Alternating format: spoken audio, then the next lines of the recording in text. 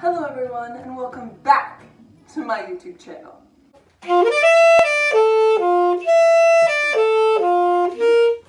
Today, if you couldn't tell by the extreme Mother Nature-y vibes that we got going on today, today is a little welcome to my plant collection video. You're going to be meeting all my plants that I currently have right now today. So I'm just going to be showing you guys my plant collection. I'm a fairly new plant mom due to the fact that I didn't have a window in my previous bedroom due to the fact that it was an inverted garage.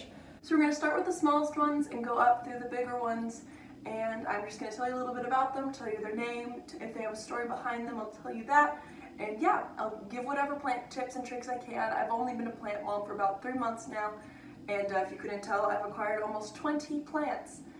And I only have this room to call my own, and so all my plants are kind of residing in this room with me. So it's a little bit of a jungle in here. Alright, then why don't we go ahead and get started. So I would say that probably the smallest plant in my collection at the moment is my baby jade. Baby jade, I actually found him at the bottom of a pot of my bigger jade plant, and I decided to rehome him in this tiny little glass pot. He hasn't died yet, so I assume he's doing pretty well. And so yeah, this is my smallest plant currently, and I hope that one day he can grow into a big tree just like his mother. Now probably my second smallest plant at the moment would be my Burrows tail, which is this cute little guy, and he's kind of the baby.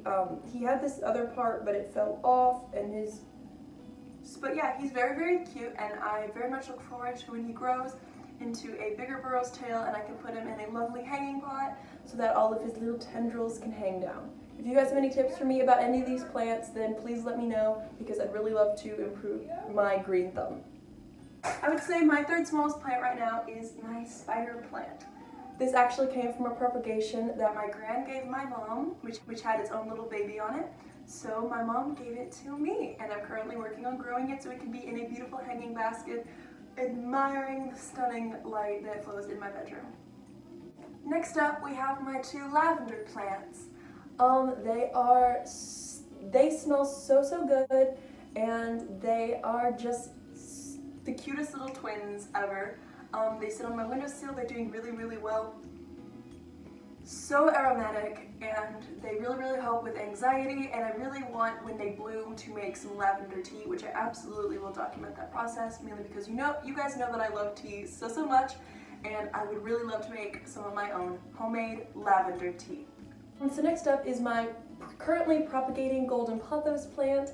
I have one other propagation from the same plant that I'll show you up next. But yeah, so this is currently my propagating pothos. I have it in a little Snapple container. I did a bunch of separate cuttings, so it should form a beautiful full golden pothos plant, and I cannot wait for when I get to pot this thing. This is my little golden pothos.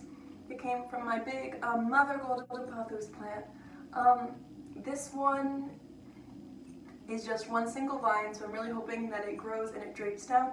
It already has some nodes on it, so I could propagate other plants from it, but I don't think it's big enough to where I would feel comfortable propagating other plants from it, due to the fact that I'd love it to become one big long vine.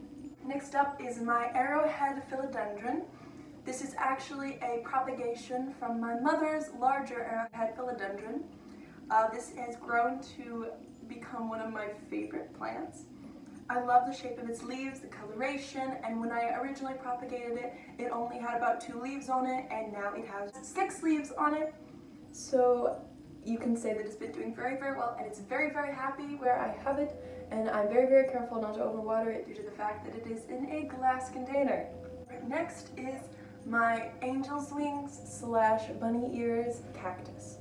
This cactus is part of the prickly pear family, so if you do put your fingers on it, then you will get some little friends in your fingers. So if you do get a cactus that's part of the prickly pear family, please make sure you be careful. I do love my little cactus though.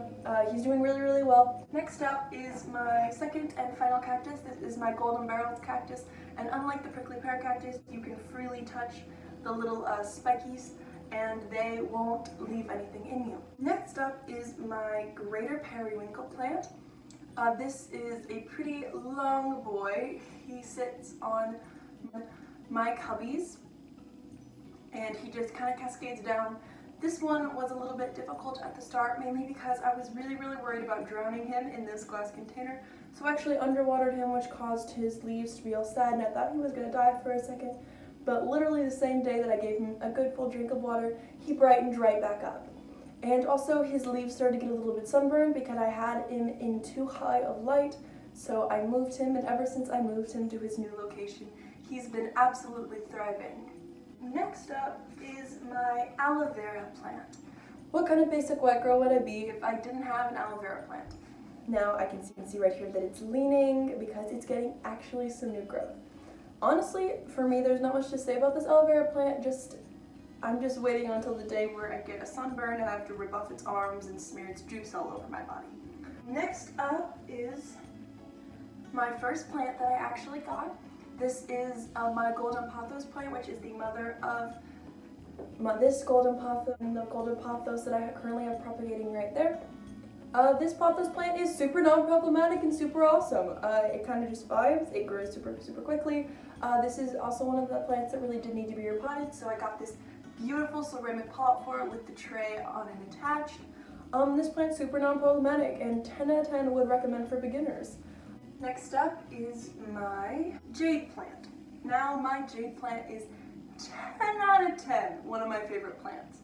This is the first plant that I actually purchased from a proper nursery. We've had so much new growth since I got it, and he is just an absolute queen. This is also the larger mother jade plant of my little baby jade right there. So yeah, this jade plant is super awesome. Okay, so next up is this boy, which I only got yesterday because I basically saw him and I was like, holy cow, I need this plant. Now, only 2 of my plants are actually named, and this is one of them. This is my Amazonian elephant's ear, and its name is Maleficent. I don't know, I just saw this plant in the plant section, and I was like, okay, yeah, I kinda need that really badly. It's so beautiful, and the leaves almost have this weird rubbery texture to them, and the bottom of the leaves are just as beautiful as the top of the leaves. And this is one of the elephant ear in the Alcosia families, so they actually grow from a bulb. Next up is the first plant of pretty larger size that I purchased.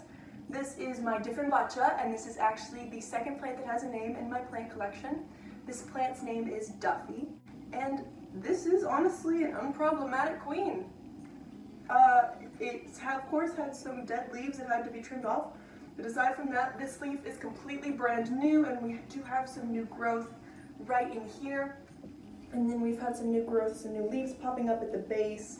So basically this plant grows particularly quickly and is just a beautiful plant to look at and is very good at filtering air. I have this in a more partial to low light area of my room, and the plant absolutely loves it and has been absolutely thriving. So a 10 out of 10 getting a Dieffenbachia. Another name for this Dieffenbachia is also a camouflage, but in my heart, it will always only be named Duffy.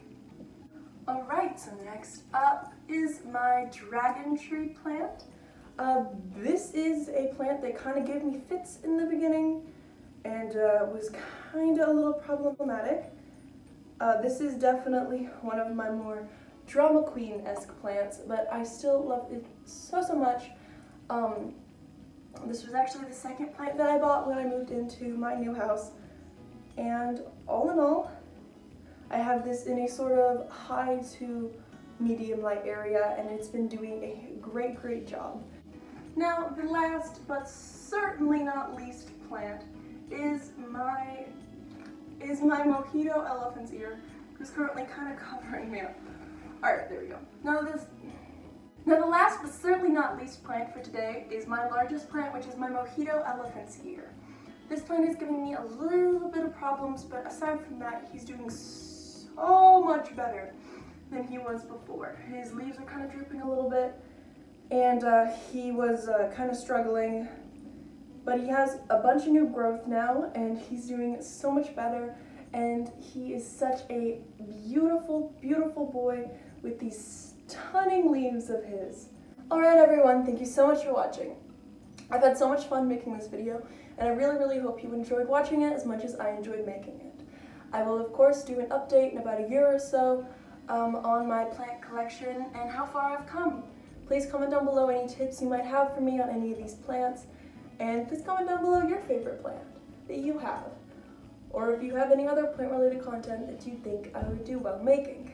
Thank you so much for watching this whole video. I really, really appreciate it, and it does really great things for me when it comes to the YouTube algorithm. So please comment, rate, and subscribe, and I will see you all next week. Bye!